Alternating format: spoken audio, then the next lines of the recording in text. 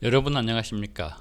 오늘은 성남 재개발 수진 1구역의 근생빌라, 아주 내용이 좋은 근생빌라 초급매물과 급매물 두 건을 소개해 드리려고 합니다. 성남 재개발은 수진 1구역과 신흥 1구역이 작년에 시공사를 선정해서 금년에 시공사들이 사업 시행 인가를 준비 중입니다. 금년 말에 사업 시행 인가를 받는 것을 목표로 하고 있습니다. 태평 3구역, 신흥 3구역은 금년 2월 20일에 구역 지정이 되어서 주민대표회의를 지금 구성이 되어 있고요. 다만 사업 시행자 지정을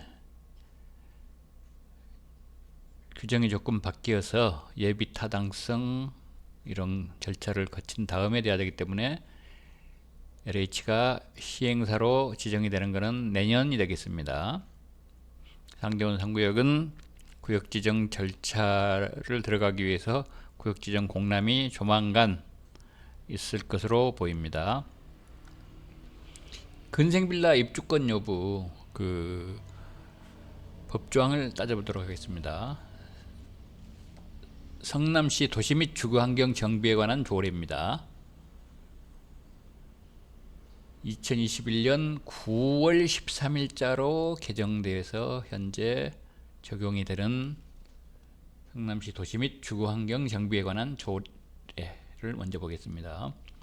37조의 재개발 사업의 분양 대상 등은 시행령 제63조 제1항 제3호에 따라 재개발 사업으로 건립되는 공동주택의 분양 대상자는 관리처분 계획 기준일 현재 다음 각 호 어느 하나에 해당하는 토지 등 소유자로 한다요.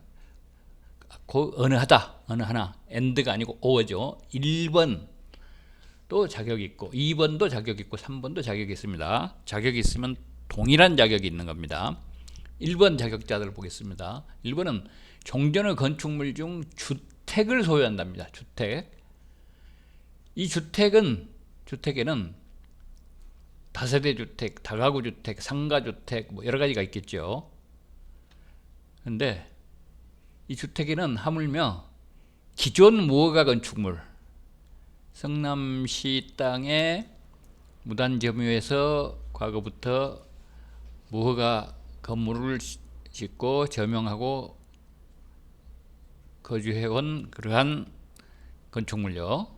보통 우리 시유지 물건이라고도 하고 전문용어로 뚜껑이라고도 하는 그러한 물건의 소유자들도 주택의 소유자로 보는 겁니다.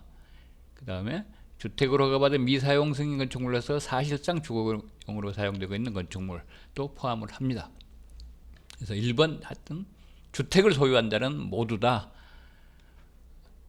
재개발 사업의 결과물로 나오는 공동주택에 분양받을 수가 있습니다.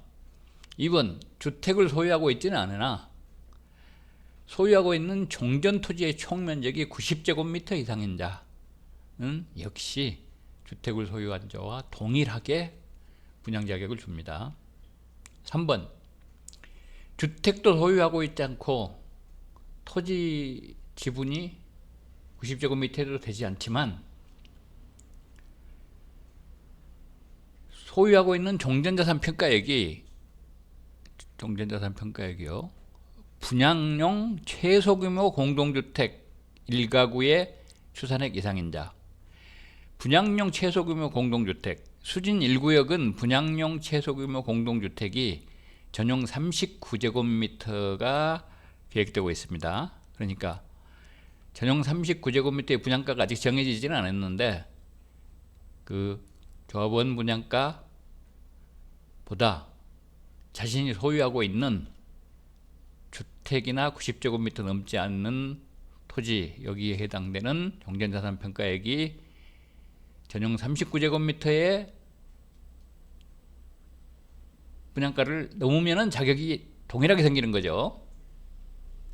그래서 근생빌라 입주권 여부는 3번 이 부분을 각 물건의 감정평가 예상액을 가지고서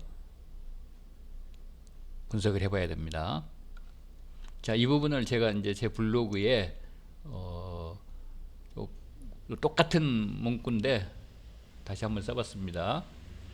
성남재개발 근생빌라 입주의 입주권 여부는 성남시 도시 및 주거환경정비에 관한 조례 37조 재개발 사업의 분양 대상 등 영제 63조 제1항 제3호에 따라 재개발 사업으로 건립되는 공동주택의 분양 대상자는 관리처분 계획 기준인 현재 다음 각 호의 어느 하나에 해당하는 토지 등 소유자랍니다. 1번 아까 말씀드린 주택을 소유하신 분, 2번 토지를 90제곱미터 이상 소유하신 분, 3번 1, 2번에 해당되지 않으나 소유하고 있는 종전자산 평가액이 분양용 최소규모 공동주택 수진 1구역 전용 39제곱미터의 추산액 이상인 자. 수진 1구역의 최소규모 공동주택 전용면적 39제곱미터의 추산액은 뭐 아직 나온 건 아니지만 제가 보기엔 3억 5천만 원 정도로 보입니다. 오늘 소개해드리는 두 개의 근생 빌라는 그 추정액이 3억 7,500 정도로 보이는 물건들입니다. 따라서 이러한 물건을 소유하신 분은 거의 확실한 분양 대상자로 보입니다. 자, 두 개의 물건이 있습니다. 왼쪽 물건 먼저 보겠습니다.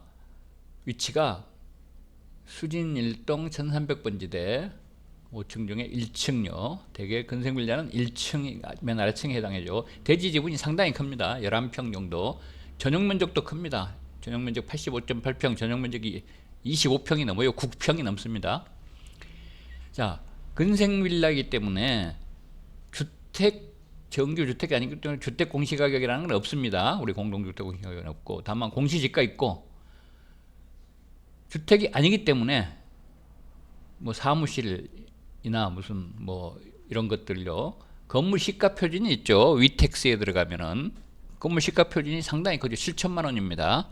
우리가 보통 30년 된 단독주택의 1층이 상가 부분이면은 그 부분의 시가 표준은 몇백만 원밖에 되지 않습니다. 그렇지만 철근 콘크리트로 지은 건물이기 때문에 건물 시가 표준이 7천만 원이나 나왔습니다.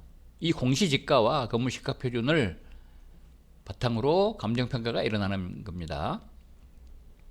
그래서 공시기준 가격이 2억 정도로 추산이 되고요. 그렇다면은 내년도에 있을 감정평가액이 3억 7,500 정도 될 걸로 보입니다. 이 물건을 5억에 아주 초초금매에 나왔습니다. 불과 한 달 사이에 1억 5천만 원 낮췄습니다. 그래서 평당 4,547만 원이고요. 보증금 2천만 원, 월세가 무려 100만 원이 나오는 그런 물건입니다.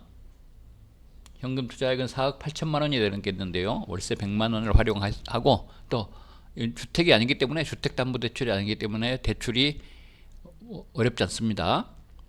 대출 뭐 2억에서 3억 정도 가능하겠죠.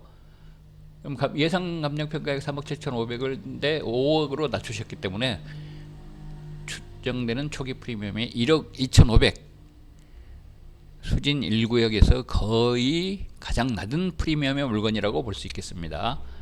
이 물건으로 전용 84제곱미터 아파트를 분양받게 되면 예상되는 분담금은 2억 3,200 정도 됩니다. 5억에 사서 2억 3,200만 원을 내면은 총 7억 3,200만 원으로 2030년에 입주 예상되는 전용 84제곱미터 아파트를 확보하고 입주 시 재산은 14억 5천만 원 정도에 형성되어 있으니까 7년간 14억 5천만 원 마이너스 취득가 약 7억 1,800만 원의 수익이 기대되는 그러한 투자가 되겠습니다.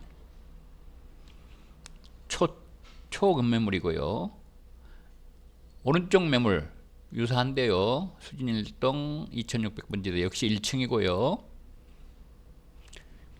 대지가 10평 조금 넘네요.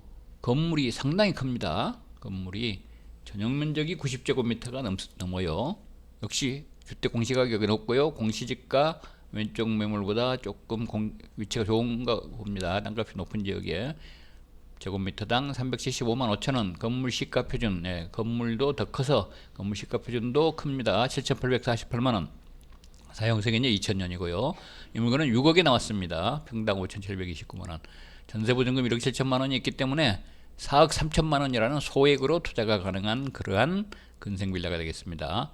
이 물건도 역시 공시기준 가격이 2억 800이고 예상되는 감정가는 3억 8,900만원이기 때문에 6억과 3억 8,900만 원의 차익은 2억 1,100만 원을 초기 프리미엄으로 내는 그러한 투자가 되겠습니다.